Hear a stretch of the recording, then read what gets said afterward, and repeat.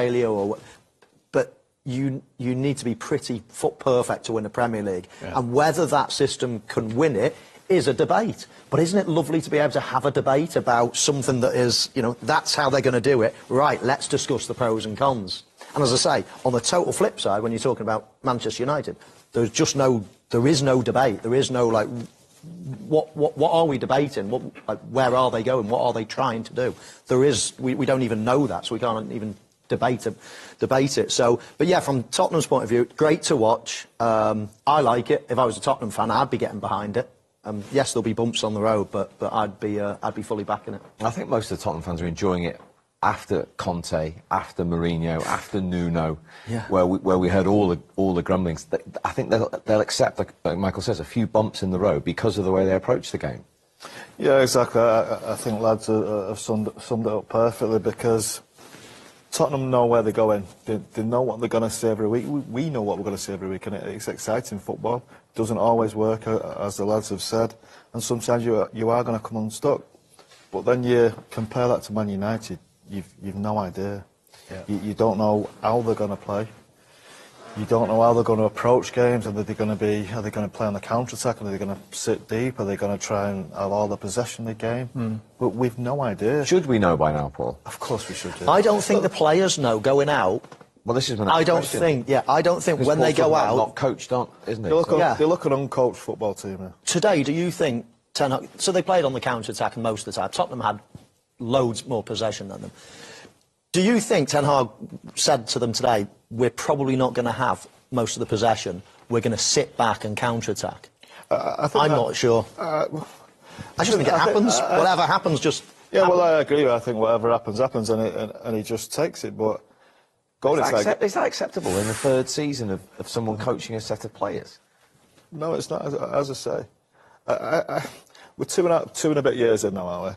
From the first week Postecoglou went in, we probably knew what Tottenham were going to do, yeah. And they're doing it to this day. We're 2 and a bit years down the road. It looks, as I said, it's an uncoached team. Players look dead today. They look flat. They look. Yeah. I don't know what to do. There's no enthusiasm for the game of football, and that can only come from the training pitch. They don't know what they want. See, some of the positions that people take up on the pitch, it's just madness at times, and you wonder why teams are breaking through them all the time. And look, I know he's used the excuse of he signed young players a little bit this year, but there was 6 or 7 probably of his players there who and find a way of playing. Just find something. Give us something. Yeah. There will be some Man United fans out there screaming at the TV and saying, how can you be talking so highly of Tottenham and their manager Postecoglou and not Ten Hag when he's won 2 trophies? And Ange Postecoglou and Tottenham fans will rip your hands off for them 2 trophies, the FA Cup. But we're talking about the bigger picture. They've signed 16 players under him. They've spent an absolute fortune at that club, Manchester United. They should be better than what they are.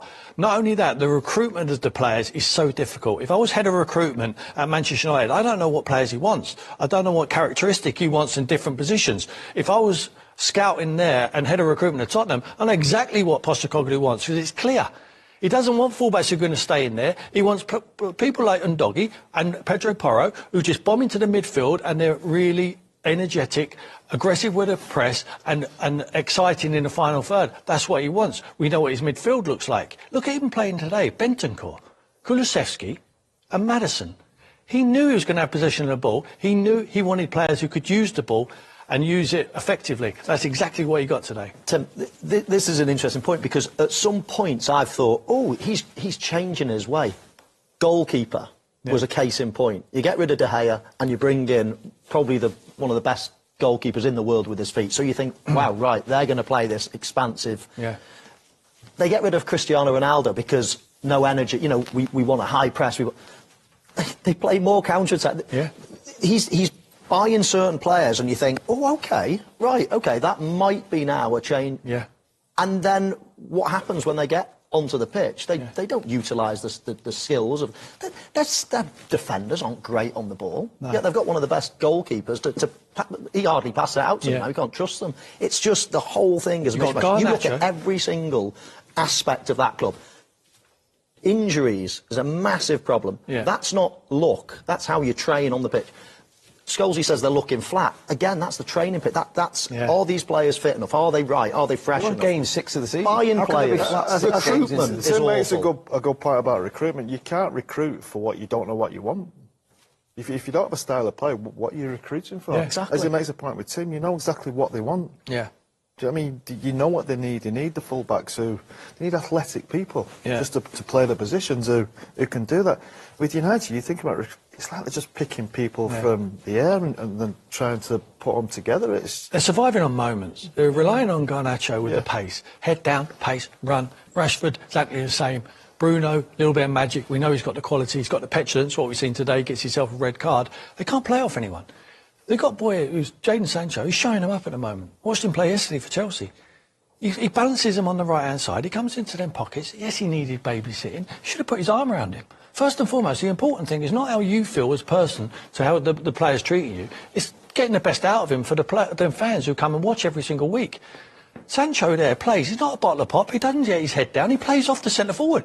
No wonder he can't play at Man United because he's got no one to play off. Xerxes, I don't know what he is. What is he, an 8? He's certainly not a 9. We talked about he wants to be a 9.5. I don't see him as a 10. I don't see him as that clever player who can hold the play up and let people run beyond him. I don't see what he's got. I don't know in every division of their pitch.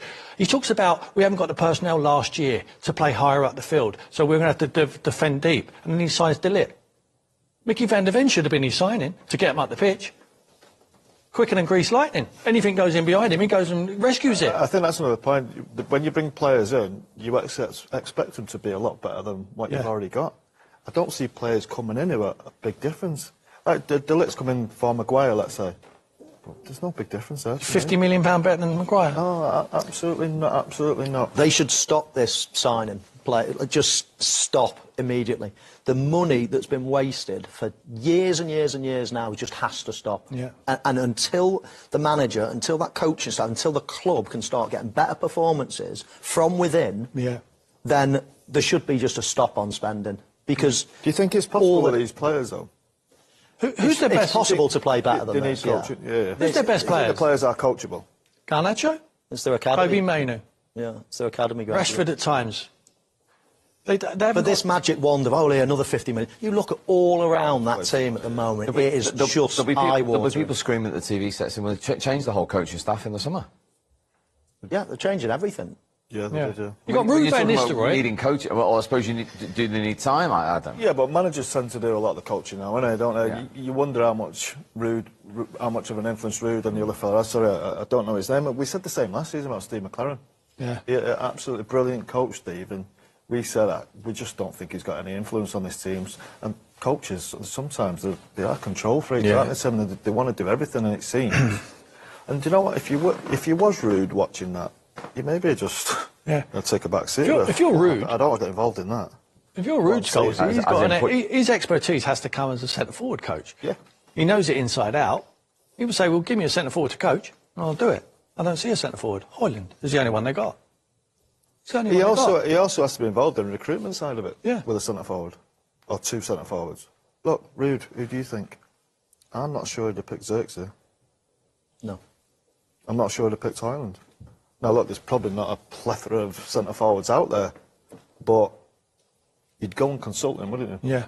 I mean, this is a huge result. It could have been a huge result the other way as well. It could have given them the platform, like it's given Tottenham now. Because whatever the result, the manager on the losing side was going to take some pressure. But more pressure always at Man United. He's not stupid, Ten Hag. He's managing the biggest club in the world, and you have to win, certainly at home, and you can't get done frees. You know, in teams in around you. He's got done 3 at Liverpool. It was humiliation. That was humiliation today. Or you argue we went down to 10 men because they got him off the hook. They were going to beat that anyway. They should have been 4 down by 3 was a great result. You think of the chances Werner had going through. Is that the point, though? They're not just losing. It's the way they're losing and the score lines they're losing. It's the way they play every week. Yeah. Really. Even when they won games last year, they were still poor. Still really poor to watch, and they got away with it. But they lose 14 games, we said last season. Yeah. But we're on our way. 3 already this season. Well, we're on our way to do it again, aren't we? And somehow it has to stop. He has to find a way of performances being so bad. He's got to maybe think of a way of playing. As Tim said and Michael before the game, he really praise Postecoglou for the way they play. Why don't you try and play like that? Yeah. I mean, if it's that good and he's doing such a good job, you try it.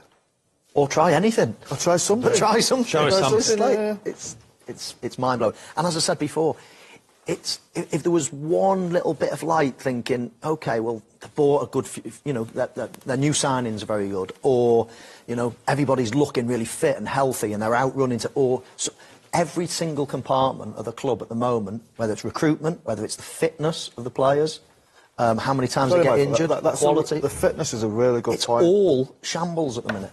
All of it. There's no positives. They look the unfittest team in the Premier League to me. Yeah. Well, we were pitch side for the Liverpool game. Yeah. Liverpool absolutely ran all over them. Just sharper, Every team aren't that they? they just play against them, they run all over them. Even Southampton for the first 35 minutes destroyed them. Yeah, he did. I know they come away and win that game 3-0. But it's no excuse. Fitness has to be no excuse. I mean, there'll be United fans listening to you say that. How on earth can United be, in your opinion, the unfittest team in the Premier League? How is that acceptable? Well, it shouldn't be acceptable. That's just the way. Whether I know confidence comes with that a little bit as well. You do feel a bit heavy leg when you're not playing that well. But that Liverpool game sticks in my mind because we was pitch side. I saw United come on the pitch. They looked a bit clumsy. They looked a bit heavy. And I saw the Liverpool lads jog out and all really trim and fit. I thought, wow, these are going to run all over us. And it's exactly what happens in games. And there's spells in games. They might be okay for half a game. Man United, Crystal Palace last week, brilliant for half a game. Oh, not brilliant, but good. They got moments, yeah. Then in the second half, they're nowhere to be seen and should probably lose the game. So, look, not having your team fit, look, we know there's bigger problems that, of course, his style of play and all this type of stuff. But I don't think there should be any excuse for not having a fit team. Yeah. And injuries go hand in hand with that. So